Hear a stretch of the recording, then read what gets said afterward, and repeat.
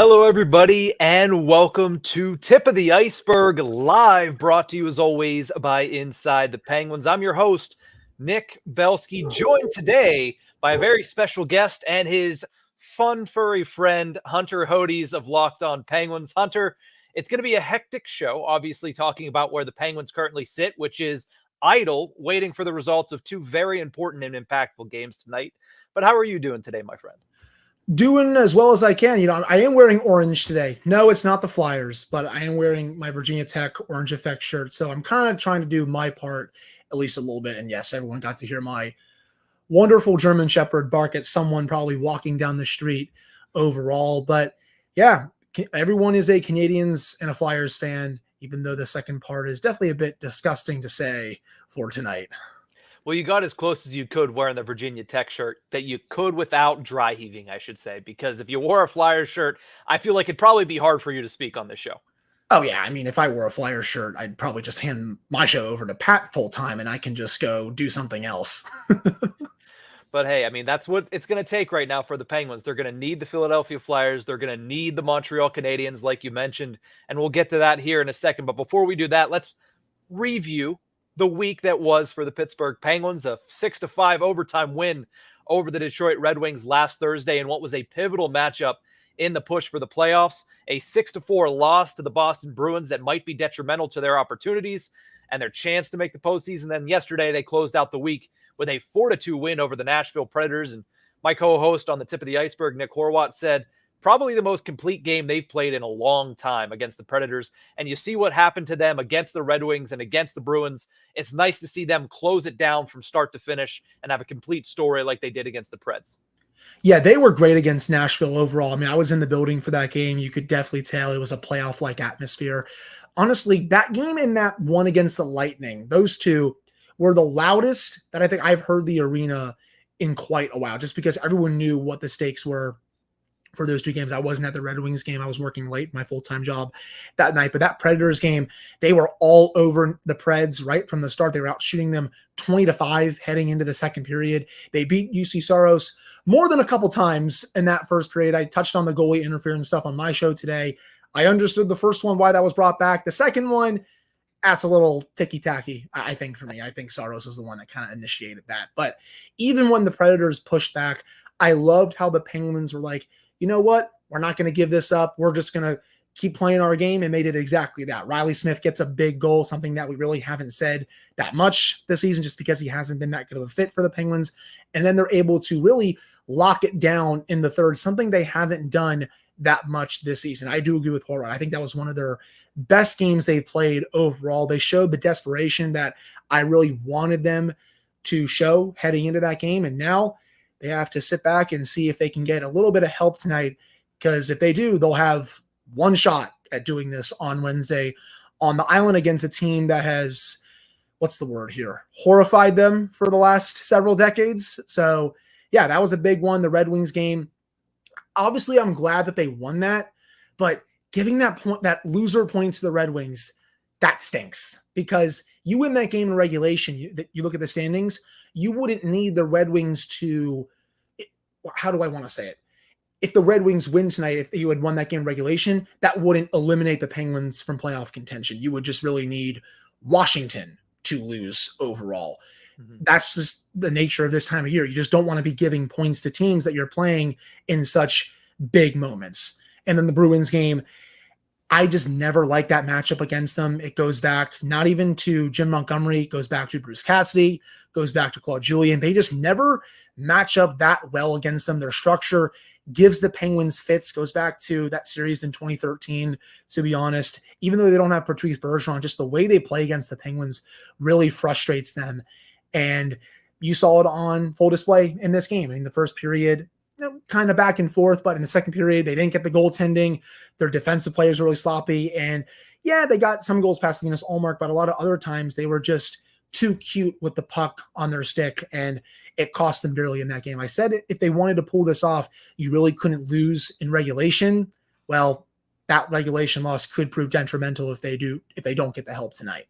And it stinks saying something like that because if you look at what the Penguins have done since March 24th, that's the only game they've lost in regulation in 3 weeks. So Yeah. for that to be something that cost them is obviously, unfortunate. But when you look at the last week in totality, 3 games played and save for 8 minutes, they continue to roll on as they have since March 24th. They've played really good hockey, and those 8 minutes, 7 of them are against the Bruins when they gave up 4 goals in 7 minutes in the second period. And then the last minute was that 1 minute where you gave up the 2 goals in the third period. And really, that wasn't the whole team. That was, like I mentioned on the show last week, that was just Erik Karlsson's controller dying for some reason and him making 2 boneheaded plays that led to 2 goals and brought the Red Wings back into the game. So save for those 8 minutes of hockey of 180 total, the Penguins have played up to those standards and higher of what they've had over the past couple of weeks.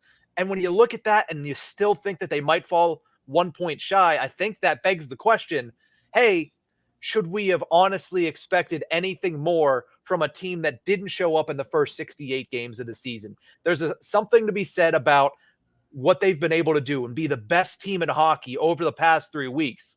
But when you have the first 68 the way you did, and we talked about it before going live here, the multiple opportunities that you blew. I mean, the Anaheim Ducks game, huge. The opener to Chicago, huge. The 4-0 lead over Colorado, huge. When you blow all these opportunities for points, and as Crosby said yesterday, those points in November, they add up just as much as they do in April, and you're starting to see that now as they might fall short 1 point for the second consecutive season.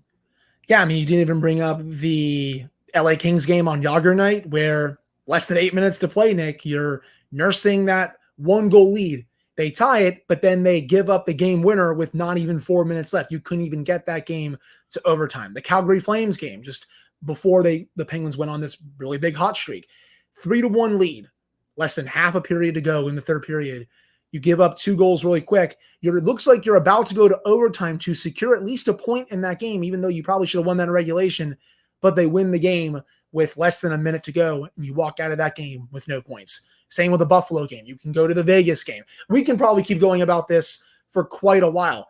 There were just so many missed opportunities, and it's going to look almost like last year, to be honest, with how they wasted so many points and with how they've played just in overtime games this season. Very similar to how they played last year. It's 2 seasons, but the reason that they're going to miss the playoffs is pretty similar both ways. And I think the big thing here when you look at the Penguins is if they miss, of course. If they miss, of course. There's still a chance. And as Pittsburgh Hornets in the comment says, 14.6% chance. So you're saying there's a chance. Yes, there is a chance for the Penguins.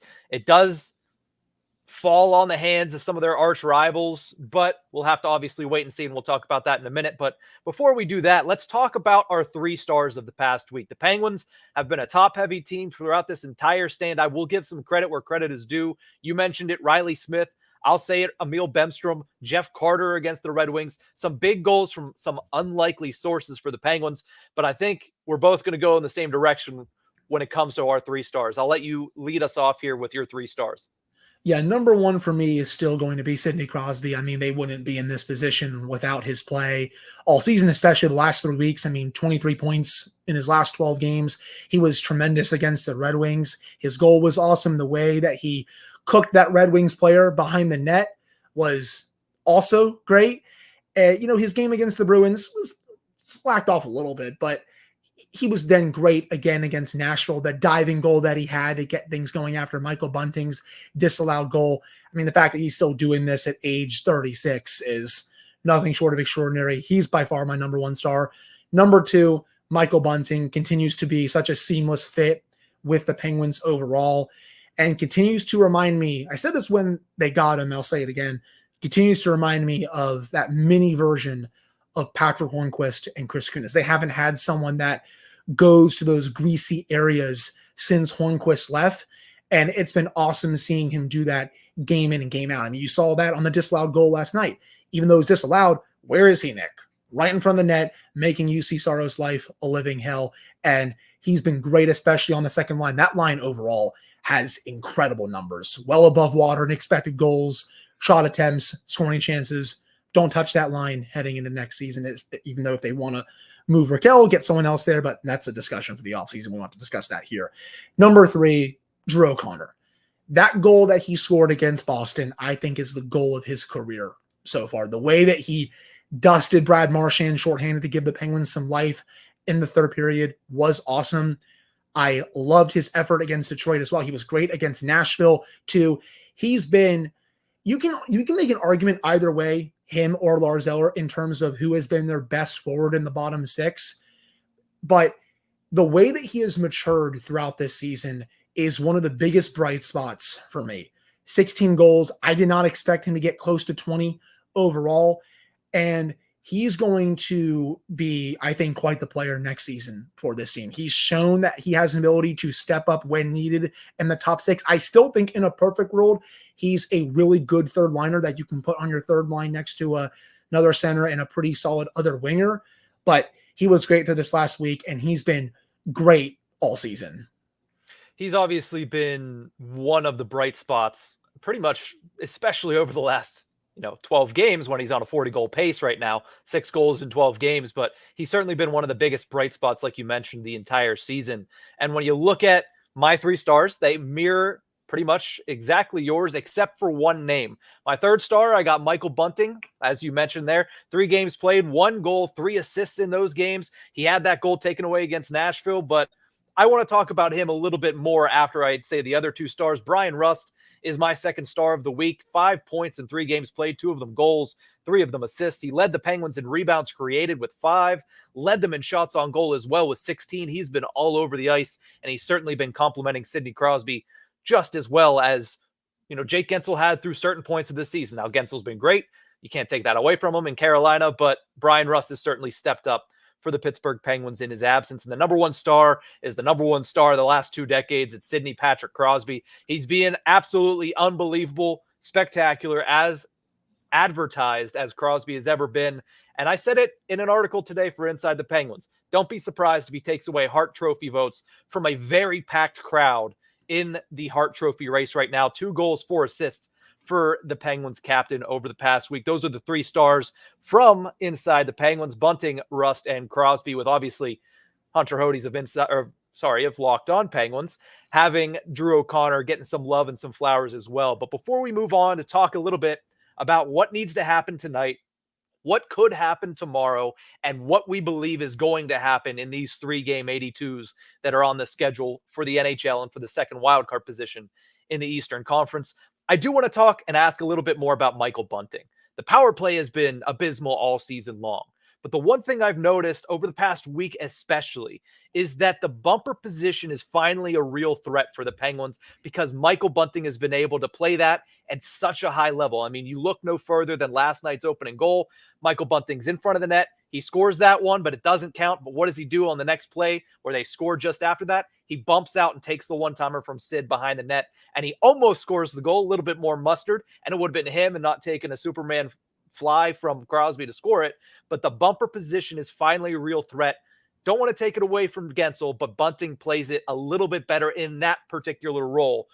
And I think that's a huge thing for the Penguins going forward into next season. No, they can't salvage this season with their power play. Maybe they'll be able to score a goal or 2 tomorrow if it matters. We'll talk about that in a second. But finding a guy in Michael Bunting that could make that power play click a little bit better is a huge, huge benefit to the Pittsburgh Penguins. Yeah, it's about time the bumper position was finally utilized on this power play. It's crazy that it took Todd Reirden this amount of time, for them to actually use it overall. But hey, that's what happens when you get Michael Bunting, who, I just continue to eat crow on, man. I mean, I didn't think much of him when he was coming over in that Gensel trade. I thought, oh, here's someone who honestly wasn't having that good of a year in Carolina. I kind of thought he was making too much money.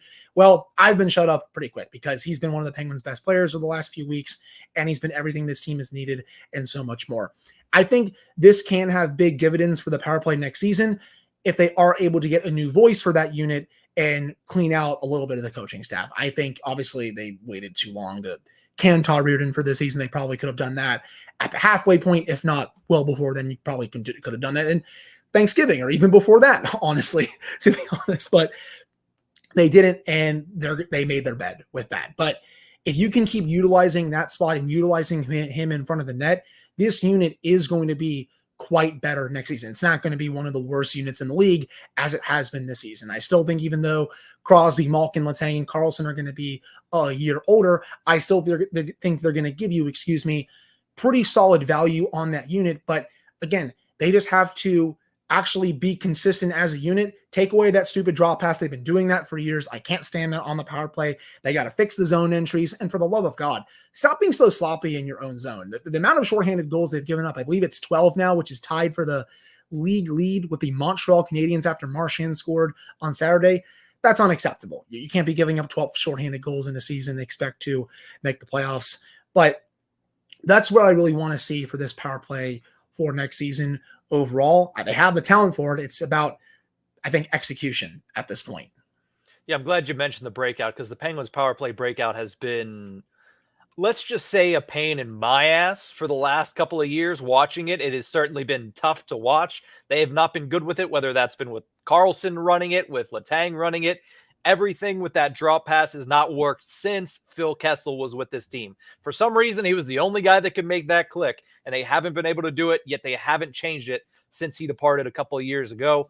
So I do think that having Bunting there is good. I also think that you're going to need a change of voice on the bench anyway, because even though they're 8-1-3 in their last 12, even though they figured some things out down the stretch here, even though Mike Sullivan seems to have galvanized this unit as of right now, I do think they still need change, because when you do it with 13 games to go, that's great. But as we've seen, and as we might see as a result, it doesn't get you to the Stanley Cup playoffs. And at the end of the day, the Penguins want to get there. And the star players, what they've shown in these last 12 games has showed you that there might be one more resurgent run left in them. You just need to surround them with, one, the right players. And I think Kyle Dubas has started to do that, getting a little bit younger, getting a little bit chippier, getting a little bit more of a net front presence in Bunting, and seeing O'Connor get that elevated role. But you also need to surround them with the right coaches. And I do think that Todd Reirden should be on his way out, as you mentioned there. But let's talk a little bit about what the Penguins need. And before we do that, we are going to answer some questions. So if you have any questions for Hunter or myself, drop them in the comment section. I'll keep an eye on it, keep a beat on it, and we'll answer them before we go here today on Tip of the Iceberg Live. But before we get into questions, up next for the Penguins is what I always do. Penguins preview, as you see it on the rundown, to, I believe, your left, my right. I don't know. It all switches around with the mirroring effect on StreamYard. But nonetheless, it's on the screen. Damn it. And the Penguins need three things to happen to make the Stanley Cup playoffs. The Flyers needed to defeat the Washington Capitals in any fashion. The Canadiens need to defeat the Red Wings in any fashion. And the Penguins need to defeat the New York Islanders tomorrow in any fashion. But before that even matters, obviously comes down to tonight. When you have those three-pronged attack, those three prongs right there, which of them is the poison pill for the Penguins? Which of them is the most fear-inducing for you as somebody who wants to see the Penguins make the postseason? See, it's funny. I actually have a decent amount of confidence in the Flyers to win tonight, just because they've had a few days off. Washington is going there after beating the Bruins just last night. So it's a back-to-back with travel. And the Capitals really don't play that well on the second half of back-to-backs this season. They have a below 500 record, on the second half of back-to-backs. I assume they'll start Charlie Lindgren. He had a very light workload against the Bruins. You're not going to go to Darcy Kemper with everything on the line. No disrespect to him, but Lindgren is, I think, the biggest reason why they're there. So I think he gets to start. I'm just have that confidence in the Flyers. It's going to be a pretty emotional crowd in Philadelphia. They'll be fired up for that game. Tortorella will have this team ready to play. They're still playing for a puncher's chance at getting in. They need quite a bit of help to get in, but they're still playing for their season overall. The Penguins, I think they can beat the Islanders on Long Island, even though they have a rough history there. The Islanders really aren't playing for anything tomorrow. They're locked into the number 3 seed. They're playing old friend Jake Ensel, the Carolina Hurricanes, in the first round. They may bench some players in that game. I mean, Noah Dobson, he's hurt. He's day-to-day. I doubt he plays in that game. They could rest Matt Barzal if they want to, Brock Nelson, Bo Horvat. They could call up a couple players from their farm team. Maybe one of Varlamov or Sorokin sits. We'll have to see. The one that I'm definitely anxious for is that Canadiens-Red Wings game. The Canadiens had the Red Wings on the ropes on Monday night, a 4-1 lead late in the second. You allow the Red Wings to get that goal to cut it to 2 heading into the third. And for the first half of that third period, the Canadians, they were doing their job. The Red Wings then cut it to 4-3 at the 9:22 remaining. And just when it looks like the Canadians are about to really help out the Penguins and the Capitals, I should say, Shane Gostisbehere had one hell of a keep at the blue line. The way he was able to jump up, knock that puck down, get it to, I believe it was David Perron before he's setting up Lucas Raymond was awesome. And then Raymond wins it in overtime. And by the way, Lucas Raymond is a hell of a player. I mean, he's been tremendous all season. He was insane against the Penguins last week. And when the Red Wings needed him, he was great in this one on Monday. I just don't know how much more Montreal has left in the tank after blowing that 4-1 lead. Yeah, it is their fan appreciation night. Yeah, it's at home. But the Canadians really don't have anything to play for except better draft lottery luck at this point. I just don't have a lot of confidence in that happening. But hey, there's always a chance. If the Penguins can get the help they need, they'll be playing for a playoff berth tomorrow on the island. And should both the Red Wings and the Capitals lose in regulation, the Penguins will only need 1 point to get to the playoffs. They have the tiebreaker over the Capitals and the Red Wings. Now, if they still lose in overtime or shootout, they'll need to win that game on the island. They won't get in, but just by getting a point. Mm-hmm. Exactly. I mean, I think the big thing for me is between these two teams and these two games tonight is the Philadelphia Flyers are coached by John Tortorella. Do you really think they're going to lay an egg? Now, it's not going to, they might lay an egg because they're not good enough. And we've seen that over the last couple of months as they've kind of self-destructed their way out of a playoff spot, but they're certainly not going to just not show up. They're not going to be a no-show. They're not going to do the dirty work that the Boston Bruins did to the Penguins yesterday. But at the same time, you know, you look at a team that's coached by John Tortorella, you look at a team that is majority young players looking to prove themselves in the NHL, looking to get some nice moments together. I think that also the Washington Capitals are not that impressive. If the Washington Capitals make the playoffs, it'll be, and this is not just because it's coming from somebody who covers and watches the Penguins religiously. They might be one of the worst teams to make the playoffs in the last decade. That team stinks, man. I'm sorry. That team sucks. They have 3 good forwards, a good goalie. John Carlson, I will shout him out. He's had a really good year for Washington. Mm-hmm. But besides him, Charlie Lindgren, Dylan Strome, Tom Wilson, Alex Ovechkin, there really is not that much on the Capitals team. And not to mention they have a, minus 40 goal differential. The fact that they legitimately might get in just goes to show how very mid a lot of this conference is. Yeah, I think I saw somewhere online that if it was between the Flyers and the Capitals, it would go to goal differential, and it would be because the Flyers have a minus 26 versus the Capitals minus 40. The Flyers would clinch it. That's like the 6th tiebreaker. So it's again, but they are where they are. And at the end of the day, that could potentially be a playoff spot, and that could potentially be a matchup against the New York Rangers, who are currently sitting and I believe clinched the number 1 seed in the Eastern Conference as well as the President's Trophy. So the only other thing I will say about the Canadians, though, is they have some impressive wins. They have some impressive performances on their record this month. They beat the Florida Panthers 5-3 on home ice on the 2nd. And then they've been pretty game throughout the remainder of the month. Blew out the Philadelphia Flyers 9-3 last week. They made it close with the New York Islanders last week and lost in overtime 3-2 on the road. And then there's last night's game. And that's the big thing. You mentioned that Montreal doesn't have much to play for. They got embarrassed on a pretty national stage yesterday. It wasn't a national game, but a lot of the national focus was pulled to that game, especially when everybody is seeing, okay, it is 2-0 really early. Good on Montreal. It's now 4-1 in the second period. Good on Montreal. They got the job done. And now you look at it and you say, you got embarrassed. You gave up that lead. You gave up the goal with less than a minute to go, and you got railroaded in the overtime.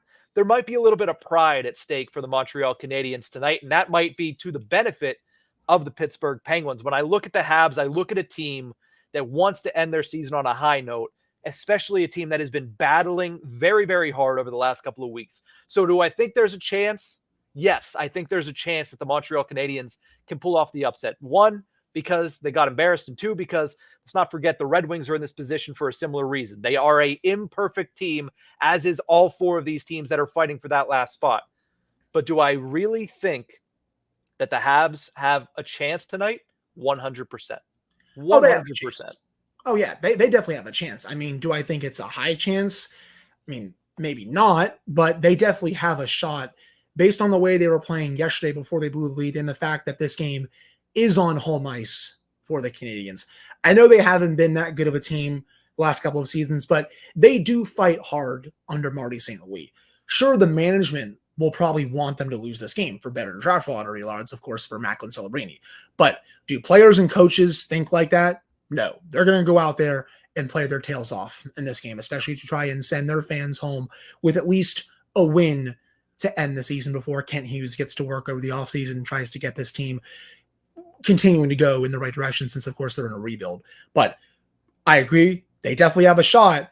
I just hope that they're not fully gassed after what happened last night and how they blew that lead. The last thing I want to talk about really quickly is tomorrow night's game.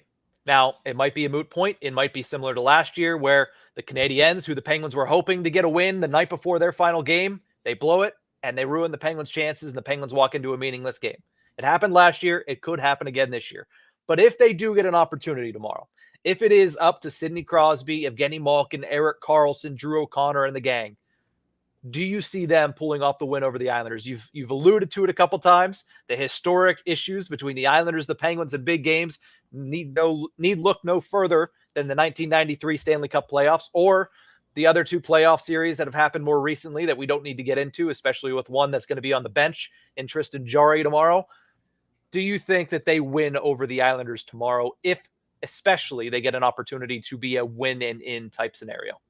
I think they definitely can. I think if you give them that one big shot, I don't think Sidney Crosby is going to allow them to lose in that game just because, they know that there's scoreboard watching tonight.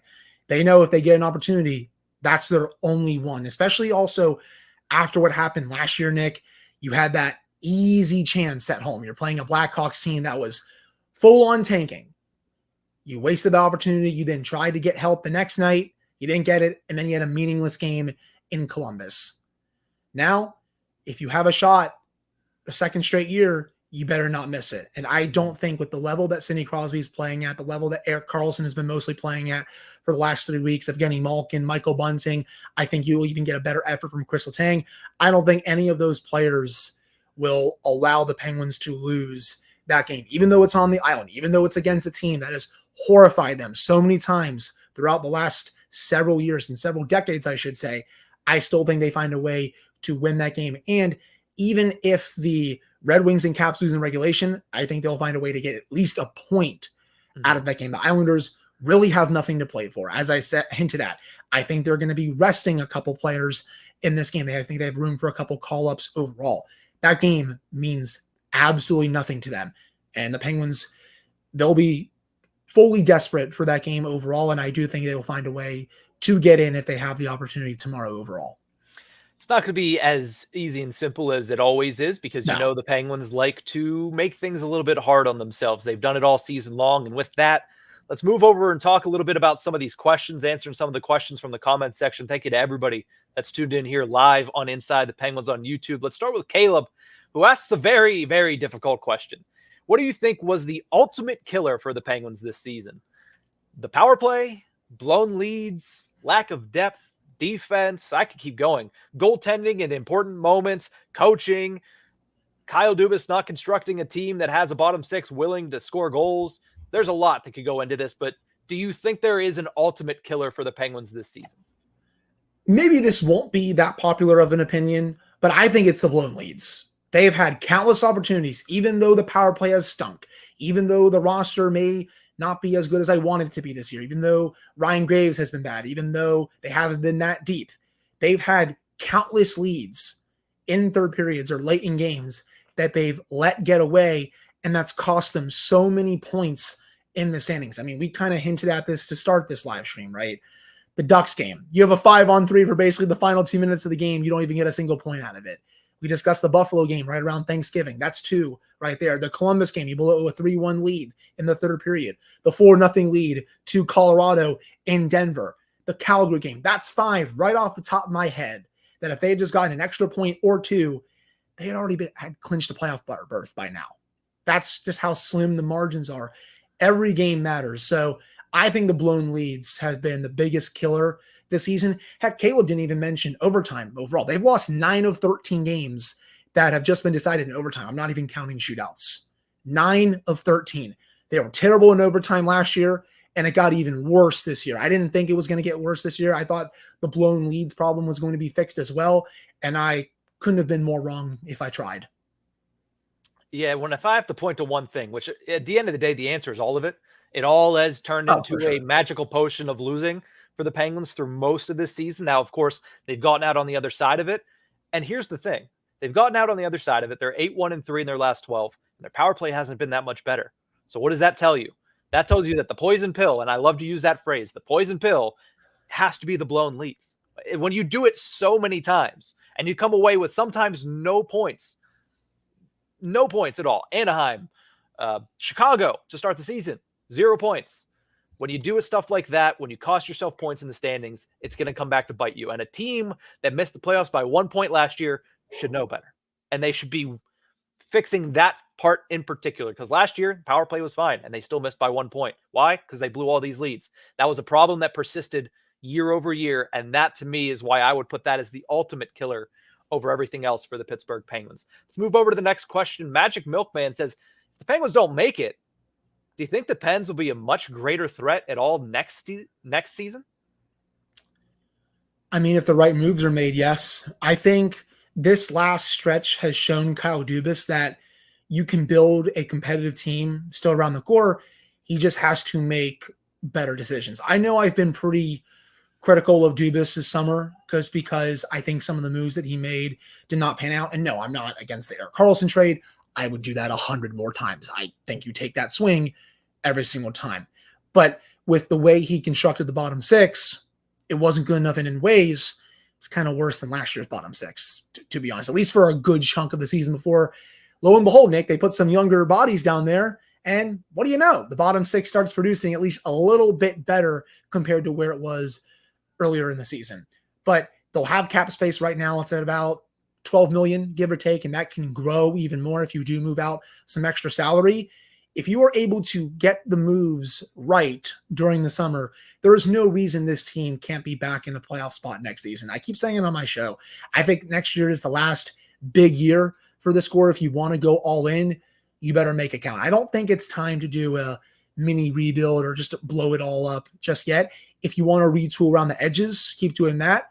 I think that's fair, but you just have to hit on more moves compared to this past summer, where I think overall, and I hope I don't get crap for this, there were more misses than there were hits.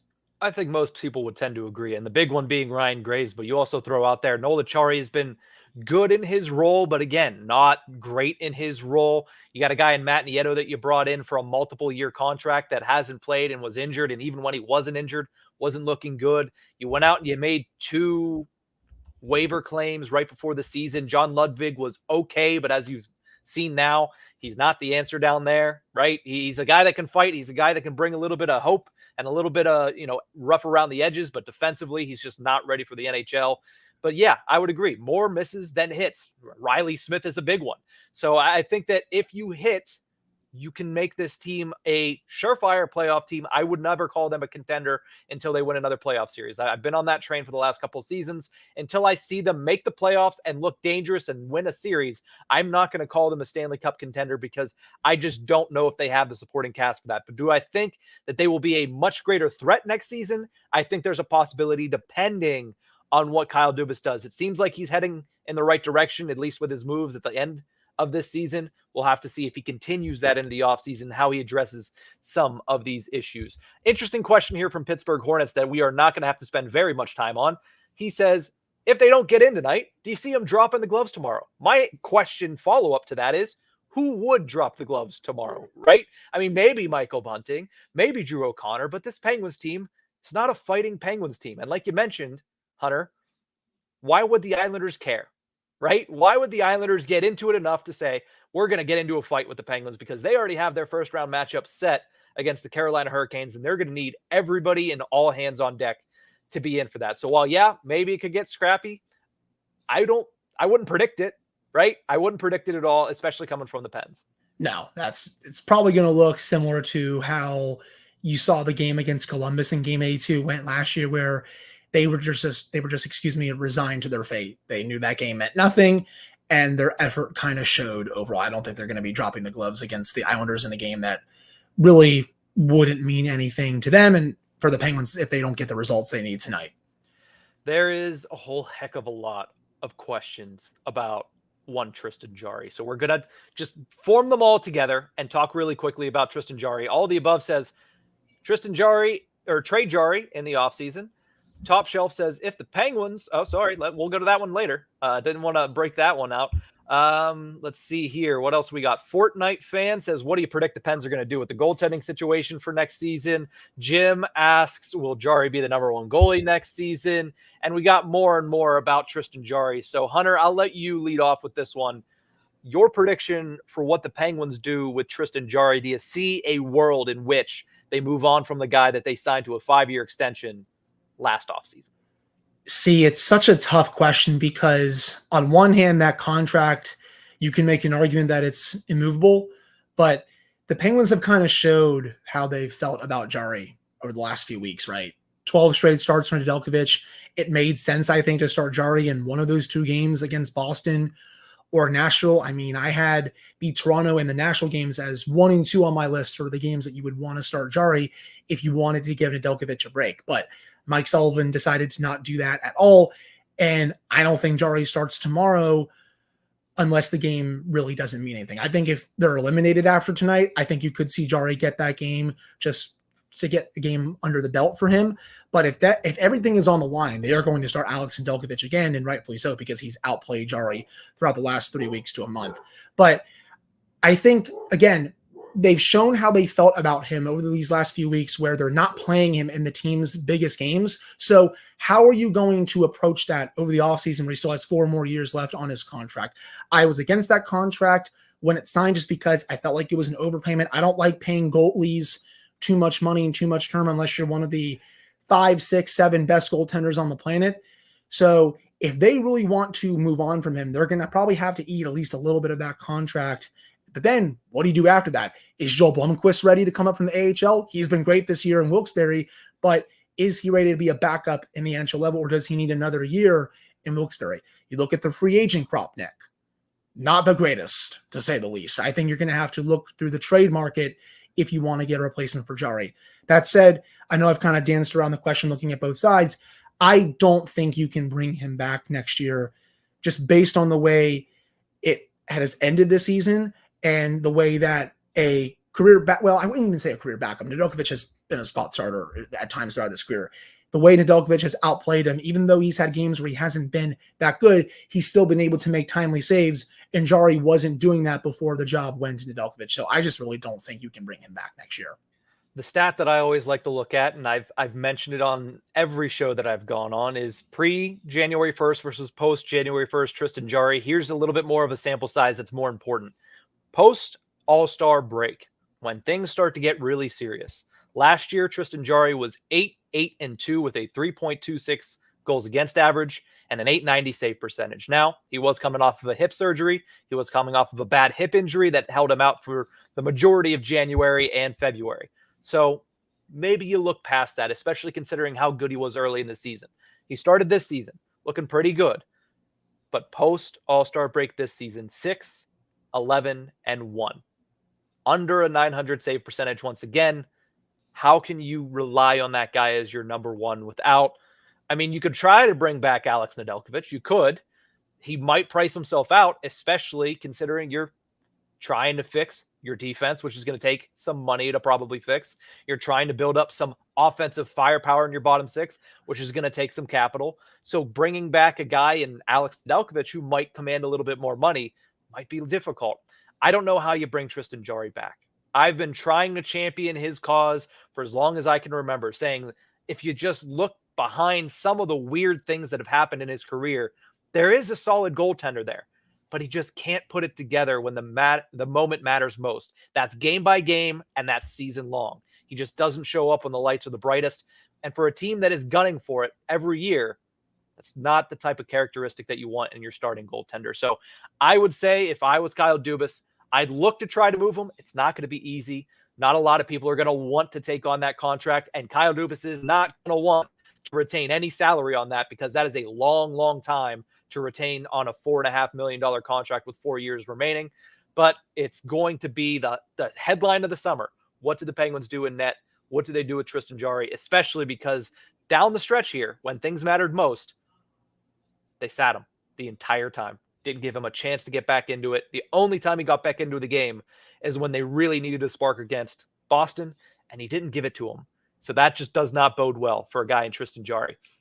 Pittsburgh Hornets asks one question here, says, any chance of moving Smith, Graves, and Jarry and signing Ned? Smith, yes, there's a chance. Jarry, we both talked about there's a chance. Graves, I hate to break it to you, I don't think they end up moving Ryan Graves. I think that's somebody they're going to give another year. As much as it pains me to say, I agree with you. But also, Nick, is that contract even movable at this point with the way that he played this past season? And yes, I know it was by far the worst year of his career, but I just don't think that contract is movable right now. Yeah, I mean, that's how many more years is it? 5 more years? Exactly. And especially for somebody who right now is on long-term injured reserve with a concussion, but nobody's, hate to say it, great guy from what I've heard. I haven't been able to get the chance to speak with him. Nobody's missing him on the ice right now. Jack St. Ivany, 24-year-old rookie, has not only taken his job, but has solidified, not his job because he's on the right side, but he's taken a job in the Penguins' top 6, and he solidified it in 12 games, whereas Ryan Graves over 60, 70 games wasn't able to catch his footing at all. We do have a couple more questions here that we'll run through. One from Top Shelf says, we won the last 2 cups with a strong bullpen in Wilkes-Barre. That is no longer. Is that more of a Hextall cancer, or what happened to that? That is part Hextall. Yeah, you can say it, but also he only had 2 drafts. It's mainly just the price you pay for winning those Stanley Cups. The price you pay for going at it and being buyers at the deadline for 2 decades, for not stockpiling big picks, for not trading away guys because you have all these guys in place that you want to put next season. So the reason that they don't have a massively stockpiled bullpen in Wilkes-Barre or a good prospect system, that's the result of being a contender for 2 straight decades. The price you pay is you don't have a lot of young guys, and it takes a lot of time to build that up. I mean, Jake Gensel was a 3rd-round pick, and he came out of nowhere. Valtteri Puustinen, who's been one of the better young players, even though he's kind of faded into the background of late, was a 7th-round pick. Those guys can become aberrations. Those guys are things that you're happy about, but it's the product of getting lucky to a certain extent. They had a couple of guys down there in 2016 and 2017 because of the fact that 2013, 2014, and 2015, they weren't as good. 2013, they went to the conference finals, but that was also on the back of a lot of players outplaying their performance. Brian Gibbons being one of it. Bo Bennett was not great, but at least he was factoring in a little bit, and Tomas Vokoun was a standout. So why do they not have a lot of a stockpile in the minors? It's the cost of 2 straight decades of contention. Banners fly forever. That's what I always say when I get a question like this, whenever it's on Twitter or whatever. You're right. You win 3 Stanley Cups. This is the price you have to pay when you don't have that good of a farm system compared to some of the other teams in the league.